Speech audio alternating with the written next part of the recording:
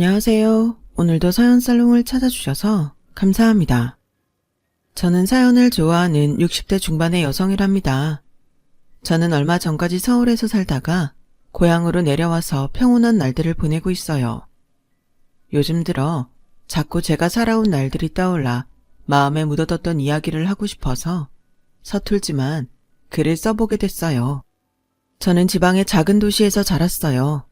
어릴 때 일찍 엄마가 돌아가셔서 아빠와 저, 그리고 남동생 이렇게 셋이 살았고요. 아빠는 큰 역이 있는 시내에서 자동차 정비 공장을 하셨어요. 동생은 어릴 때부터 서울 가고 싶다고 해서 중학생이 되자 바로 보냈죠. 저는 그런 거에 큰 욕심이 없어서 우리 동네에 있는 게 좋았어요. 하지만 아빠는 생각이 다르셨어요. 성미야, 사람이 살다 보면 어떤 일을 하게 될지 몰라. 능력을 길러야 돼. 아빠가 살아보니 그렇더라. 너도 성호처럼 미래를 준비하는 게 좋을 거다. 아빠가 부자는 아니어도 밀어줄 수 있는 만큼은 해줄게. 니들 엄마 없어서 힘들게 컸다는 말은 듣지 말아야지. 아빠 말 나도 다 아는데 아직은 뭘 하면 좋을지 잘 모르겠어. 아무튼 아빠 말 명심하고 지금부터 생각해볼게. 라고는 했지만 고등학교 갈 때까지도 저는 진로를 결정하지 못했어요. 공부가 두루두루 재미는 있었고 머리도 나쁘지는 않아서 성적이 떨어지지는 않았어요. 하지만 하고 싶은 게 없어서 적당히 성적에 맞춰서 대학에 가고 그 다음에는 나중에 생각하자 싶었죠. 별 탈 없이 평범한 날들이 계속될 때까지는 그랬어요. 고2 가을 어느 날 학교 수업 시간에 갑자기 담임선생님이 저를 불렀어요. 성미야, 얼른 병원에 가봐라. 아버지가 쓰러지셨다는구나. 네? 왜요? 어디서요? 공장에서 일하다가 갑자기 그랬다나 봐. 저는 바로 시내의 종합병원에 갔고 아버지는 수술 중이었어요. 의사 말로는 심장에 문제가 생겼다는데 수술이 끝나봐야 안다고 하더군요. 저는 동생한테 연락을 하고 3시간이 넘는 시간을 혼자 대기실에서 아빠가 무사히 나오기만을 기다렸어요. 아빠는 다행히 수술이 잘 끝났고 앞으로 관리만 잘하면 된다고 했어요. 하지만 의사는 공장을 운영하는 건 힘에 부쳐서 힘들 거라며 모든 걸 놓고 푹 쉬어야 한다고 엄중하게 경고했어요. 우리 애들 앞으로 갈 길이 얼마나 창창한데요. 아빠가 돼서 손 놓고 보고만 있으라니 말이 됩니까? 안 돼요. 저 일해야 돼요.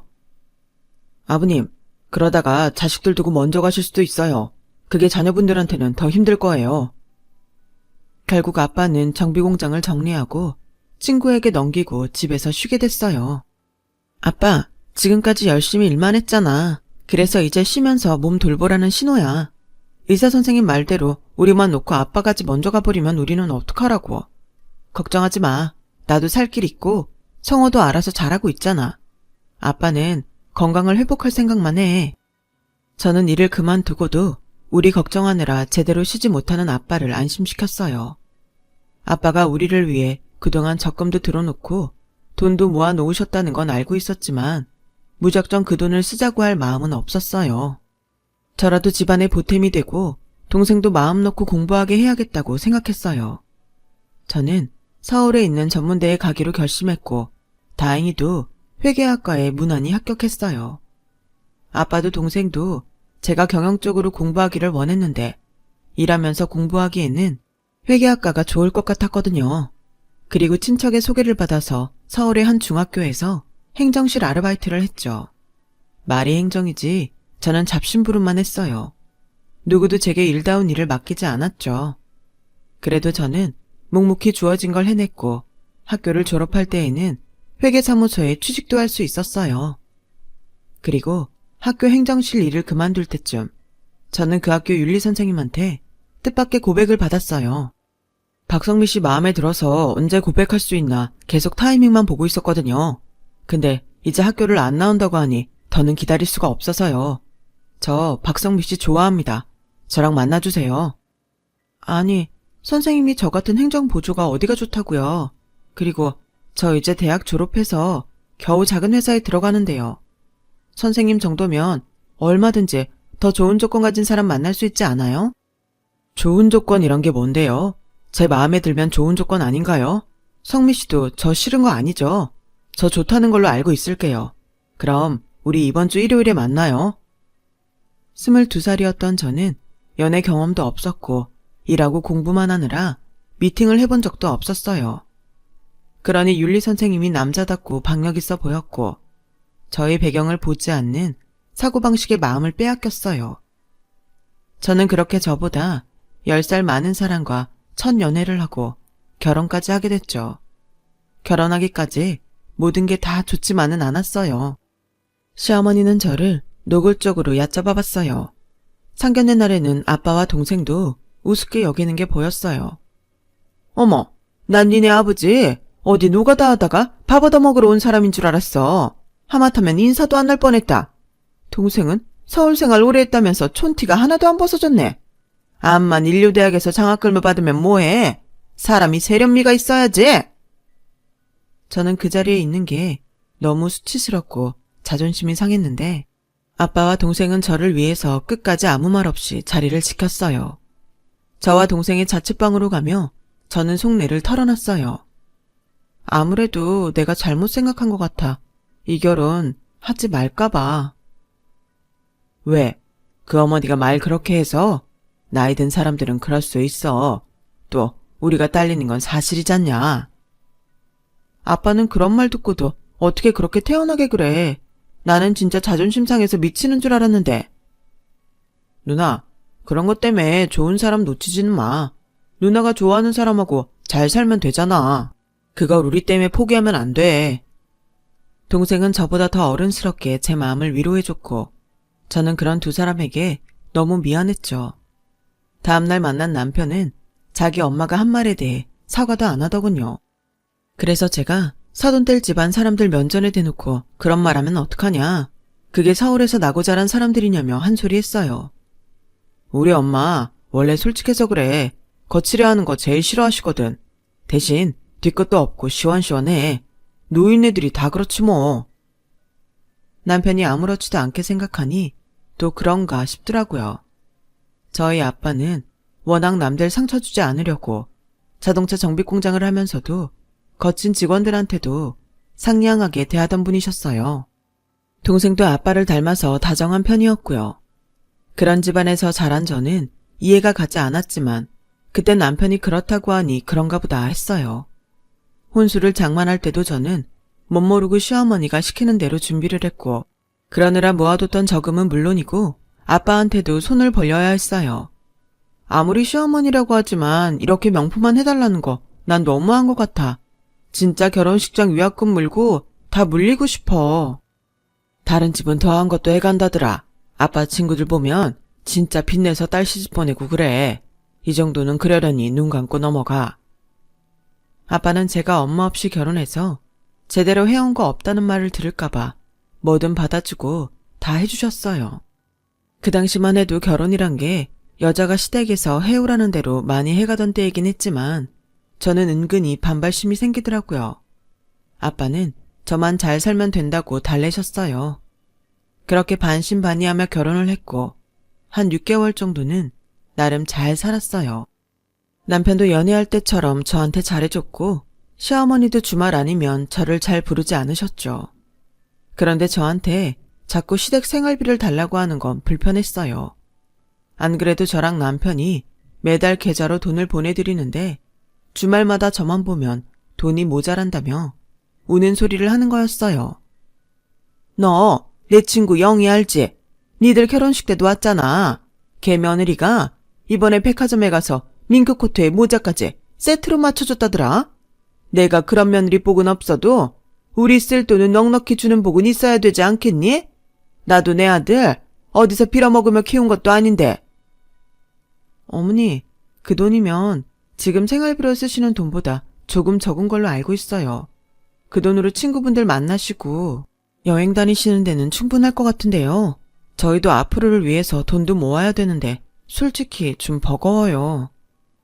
야, 내가 그 돈으로 놀러 다닌다고 누가 그러니? 민수가 그러디?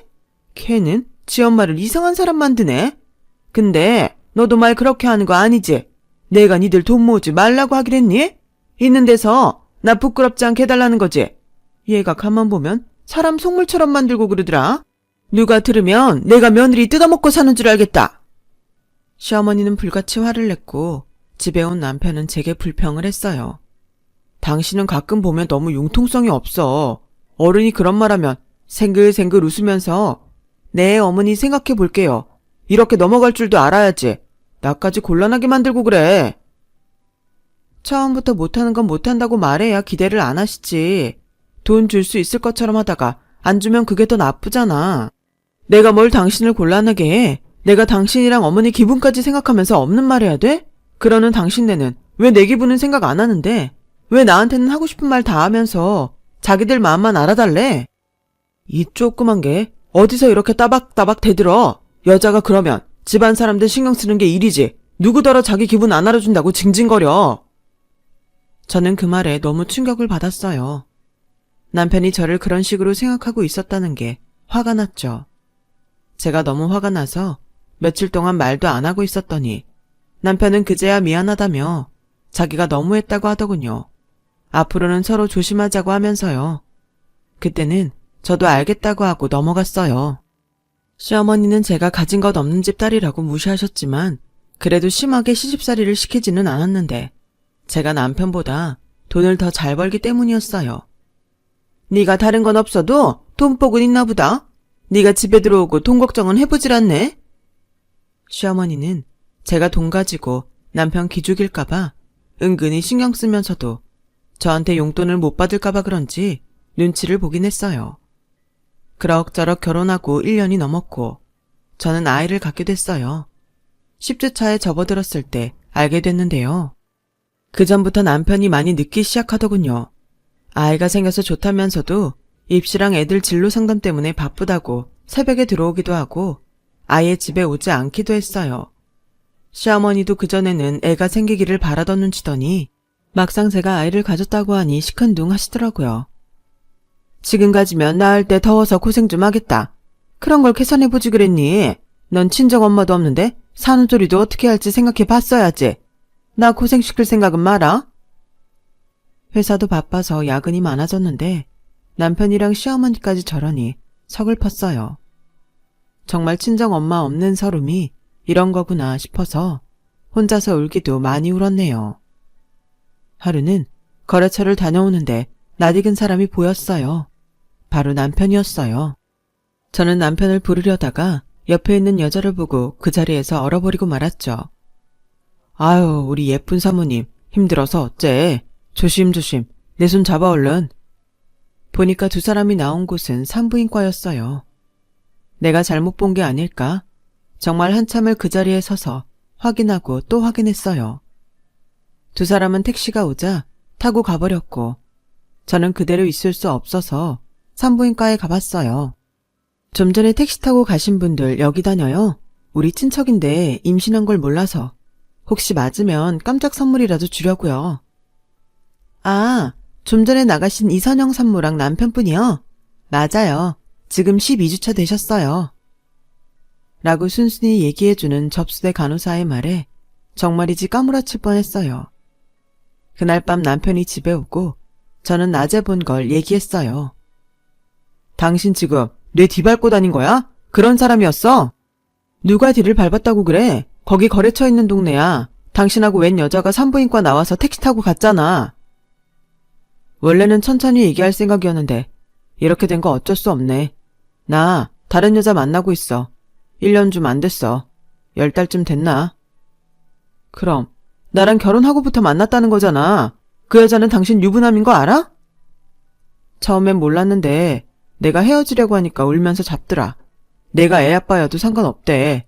솔직히 까놓고 말해서 너랑 니네 집에 너무 실망했어. 아무리 없이 산다고 그렇게 후줄근할 줄 누가 알았겠냐고. 너 나이 어리다는 거 빼고 장점이 없잖아. 수준이 안 맞아서 친구들 모임 가는 것도 쪽팔려. 그건 너도 알지? 이렇게 뻔뻔하고 당당하더니 내가 알던 그 남자가 맞나 싶었어요. 학교에서 윤리를 가르친다는 사람이 결혼하고부터 계속 자기 아내를 속여왔다는 것도 억장이 무너졌어요. 시댁에도 그 여자가 아이를 가진 다음에 인사했다더군요. 모두 짜고서 저를 바보로 만들었던 거예요. 네가 다 알았다니 복잡할 것도 없겠네. 우리는 너한테서 낳은 핏줄 하나도 안 반갑다. 아직 초기니까 알아서 지울래? 애가 없어야 깨끗하게 헤어지지. 어머니, 아무리 제가 마음에 안 들어도 민수 씨 아이예요. 어머니 손주라고요. 어떻게 그런 말씀을 아무렇지도 않게 하세요? 니네 핏줄 섞여서 나오는 애가 뭐 좋을 게 있겠어? 우리 집 만물만 흐리지. 그리고 그 애가 민수 아이라는 증거는 있니? 너 야근한다고 어디서 무슨 짓을 했을지 어떻게 알아? 그렇게 막말하는 건 아니죠. 이제 이판사판이다 이거예요? 어머니 아들이 바람피니까 다 그렇게 보이세요? 얘가 어디다 대고 눈부라리고 말대답이야. 거기에 우리 민수를 왜 집어넣어? 민수가 오죽하면 그랬겠니? 네 행실이 칠칠치 못하니까 그런 거 아니겠어? 아, 예, 그러세요.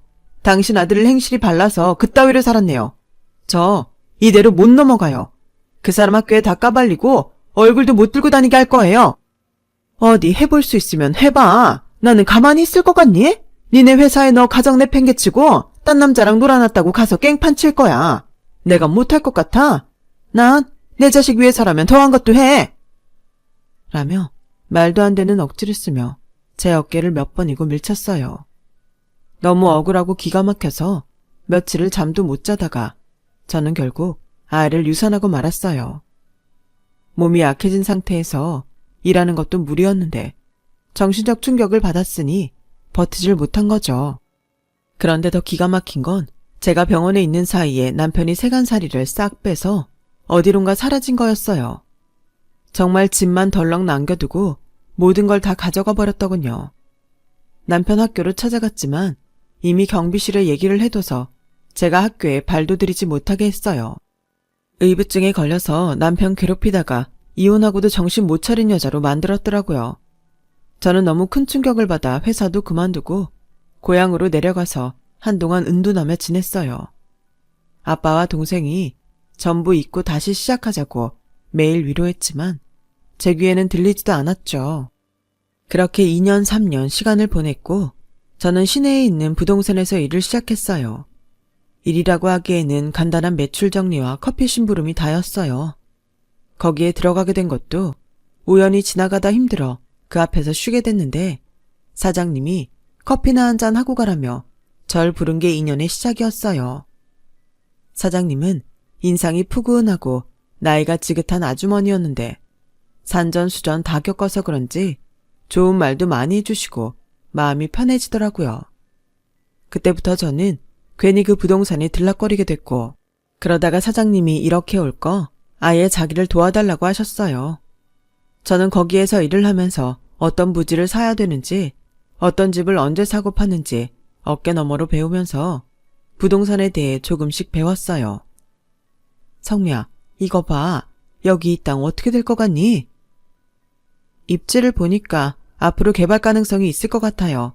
지금은 아무도 모를 테니 먼저 사두면 나중에 큰돈 벌겠는데요. 그렇지? 그럼 너도 살래? 내가 돈 빌려줄게. 저를요? 사장님, 갑자기 왜 그런 말씀을 하세요? 내가 너 쭉 봤는데 성실하고 싹싹하고 믿을만 하겠다 싶어서 그래. 착한 사람 주저앉아 있는데 어떻게 보고만 있어. 이렇게 세워줘야지. 내 돈은 여기 땅값 오르고 팔 때 줘도 되니까 한번 투자해봐. 라며 사장님은 저를 밀어주셨어요. 저는 이대로 인생을 끝낼 게 아니면 다시 도전해보자는 마음이 들었어요. 결국 사장님 제안을 받아들여서 사장님과 반반씩 그 땅을 샀죠. 그리고 몇 년 되지 않아 그 땅은 재개발 지역이 되었고 저와 사장님은 큰 돈을 벌게 됐어요. 사장님, 그때 빌려주신 돈이요. 정말 감사했어요. 사장님께 다 갚고도 얼마나 많이 남는지 몰라요. 이 은혜 잊지 않을게요. 네가 잘 살면 은혜 갚는 거야. 이제 그 돈으로 재산 불려봐. 저는 입지가 괜찮은 곳에 낡은 집들을 몇 채 사서 건물을 지어서 팔고 또 땅을 사서 되팔면서 재산을 불렸어요. 그리고 다시 서울로 올라가서 지하철이 들어올 예정인 지역에 땅을 샀죠. 그런 식으로 몇 번을 하다 보니 전에는 꿈도 꾸지 못할 돈을 벌었어요. 어느 날 사장님이 저를 부르셨어요. 성미야, 이제 앞으로 부동산 규제도 심해지고 전처럼 큰 돈은 벌지 못할 거야. 이제는 투자로 돌리고 천천히 살펴보면서 움직이는 게 좋을 거다. 사장님은 이미 서울에 있는 아들들이 투자회사를 세워서 거기에 큰 돈을 넣고 굴리고 있었어요. 저도 수익이 제일 좋은 건물 하나와 저와 아빠가 살 아파트만 남기고 전부 처분을 했고 괜찮은 사업에 투자를 하기 시작했어요. 고생 끝에 복이 온다고? 성미, 너를 보면 그 말이 딱 맞다. 이게 다 네가 노력한 덕분이지만 말이야. 맞아, 누나. 누나 정말 대단한 사람이야. 아니야. 이게 다 아빠랑 성우가 착하게 살아서 나까지 복을 받는 것 같아. 착한 끝은 있다는 게 이런 건가 봐. 저는 의대 공부를 마치고 의사 자격증을 딴 동생에게 강남 좋은 곳에 병원을 차려줬어요. 그러고 나니 제 할 일을 다 했다 싶더라고요. 그 무렵 저는 사장님의 소개로 한 남자를 만나고 있었어요.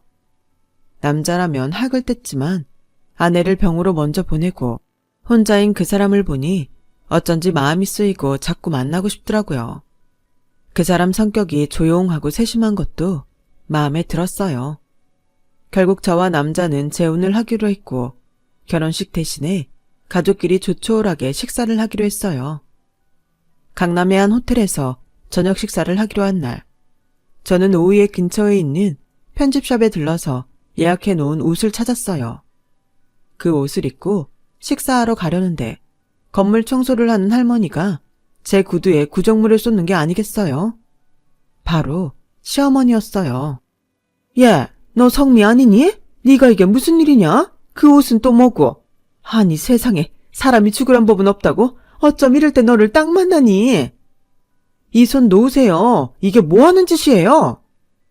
저는 매몰차게 손을 뿌리치며 시어머니한테서 떨어졌어요. 무슨 짓이라니? 나 기억 못하겠어? 네 시어머니잖아. 예, 정말 잘 만났다. 우리 지금 다 거리에 나앉게 생겼어. 이렇게 다시 만난 게 다 하늘의 뜻이다. 하고 다니는 거 보니 아주 폈구나. 우리 어디 가서 자세히 얘기 좀 하자. 무슨 말 같지도 않은 소리야. 이봐요 할머니, 내가 댁하고 얘기를 왜 해요? 댁의 집이 나앉던 말던 그게 나랑 무슨 상관이야. 이러지 말고 내 구두값이나 물어내요. 상관이 없다니. 네 시댁이었잖아. 너 돈 좀 벌었다고 사람이 변한 거야? 이러면 못 쓴다 너. 사람이 그렇게 사는 거 아니야. 누가 할 소리를. 당신이야말로 그렇게 사는 거 아니에요. 우리 집 별 볼 일 없다고 멍청한 본처 쫓아내는 집안이 잘 될 리가 있어요? 결혼하고 한 달도 안 돼서 바람난 지 아들 감쌀 줄이나 알고 우리 집이 처진다고 오만 모욕을 다 하고 결국 아이까지 잃게 만들었잖아. 지금이라도 경찰서에 가볼까? 내가 당신들 망한 데에 더 똑똑히 보태봐? 라며 새겨 나오자 시어머니는 청소도구를 챙겨서 꽁무니가 빠져라 도망을 갔어요. 저는 좋은 날 액땜했다 치고 호텔로 갔고 식사를 마치고 남편과 같이 나왔어요. 성미야, 나야. 전 남편이 부르는 소리에 놀란 저는 저도 모르게 남편 뒤로 숨었어요. 당신 누군데 남의 아내 이름을 함부로 불러요? 저 사람 남편이었어요. 엄마가 여기로 갔다길래 지금까지 기다리고 있었어요. 성미야, 그러지 말고 나랑 얘기 좀 하자. 응? 여보, 나 저 인간하고 단 한마디도 하기 싫어. 저 인간이 바람피고 학교에 내가 의붓중이라고 거짓말까지 하고 다녀서 나 고개도 못 들고 다녔단 말이야. 성미야, 다 지난 일 가지고 쪼잔하게 왜 이래? 잘 살면 이렇게 변해도 되는 거야? 라며 전 남편은 끝까지 저를 몹쓸 여자로 만들더군요. 어디 그럼 변한 사람 맛 좀 볼래요? 여기요, 경찰 좀 불러주세요. 이 호텔은 수상한 사람을 막 내버려둬도 되는 거예요? 아까부터 말도 안 되는 소리 하면서 돈 내놓으라고 하는데 112 불러주세요. 제가 소리를 치자 호텔 직원들이 와서 남편을 양쪽에서 붙잡고 끌어냈어요. 성미야, 내가 잘못했어. 정말 미안해. 내가 죽을 죄를 지었어. 그 사람은 끌려나가면서 계속 소리쳤지만 저는 남편의 차를 타고 빠져나왔어요. 알고 보니 전 남편이 바람나서 결혼한 여자가 다른 남자랑 눈이 맞아서 아이도 내팽개치고 집안 돈을 다 들고 도망갔다더라고요. 자기가 진 빚까지 시댁한테 다 떠넘기고요. 인과응보란 게 정말 있더라니까요. 시어머니는 그 건물 청소부도 못하고 쫓겨났고 전 남편도 다시는 저한테 접근하지 못하게 법원에서 접근 명령을 받아냈어요. 그 이후로도 두 사람은 어디서 어떻게 사는지 저도 모르고요. 소문을 듣자 하니 전 남편은 학교에서도 잘려서 배를 탔다고 하더군요. 시댁은 살 데가 없어서 여기저기 전전한다더라고요. 그게 벌써 20년쯤 전이네요. 저희 부부는 그동안의 사업과 일을 모두 접고 제 고향으로 와서 별장을 짓고 한가롭게 살고 있어요. 둘 사이에 아이는 없지만 친구처럼 서로 의지하면서 살고 있답니다. 이런 인연을 만나려고 그 고생을 했던 것 같아요. 제 이야기는 여기까지예요. 들어주신 분들 모두 좋은 일 많이 하면서 사셨으면 좋겠어요. 자기가 베푼 일은 꼭 돌아오는 것 같아요.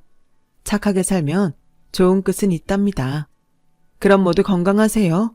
감사합니다. 여러분, 사연 댓글에 응원과 현명한 조언 부탁드려요. 좋아요와 구독은 저에게 큰 힘이 됩니다. 오늘도 좋은 일 가득하세요.